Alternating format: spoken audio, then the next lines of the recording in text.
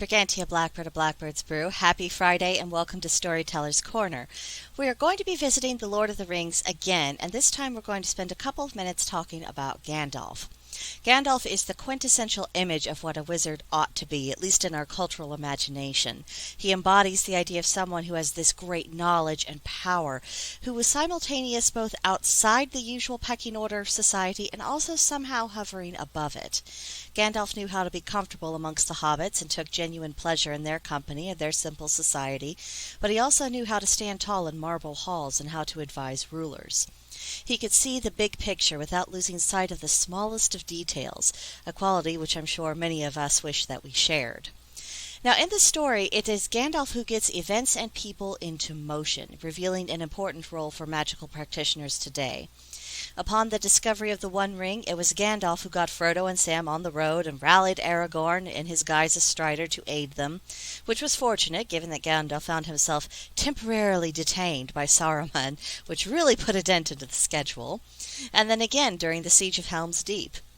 It was Gandalf who tasked Aragorn, along with Legolas and Gimli, to fight their best to see that the defenses held until Gandalf could arrive with the Rohirrim and the cavalry.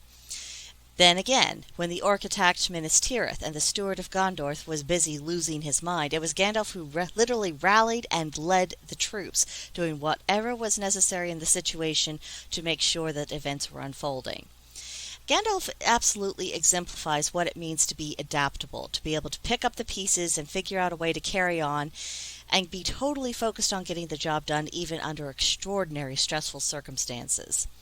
One thing that I think enabled Gandalf to do this was the total integration of his knowledge, his skills, and his life experience. He was not in contradiction with himself or his principles. His vision was clear, his goals concrete. Gandalf also demonstrated a high degree of emotional self-control, and he understood when and when not to give feelings the priority. He was not ruled by his emotions, he was not driven by them, he was not dictated to by his emotions. He understood that cold, hard realities had to be dealt with no matter what his or anyone else's feelings were. But that didn't make him a cold-hearted person. It didn't mean that he never allowed that emotion to hold sway. It was simply that he chose the appropriate moment. Gandalf wasn't afraid to be what the situation needed him to be.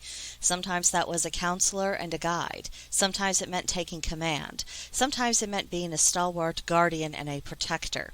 The shift in roles and tactics and responding to the needs of the moment never caused Gandalf to lose his sense of identity, and it didn't prevent him from adapting again when the situation called for it.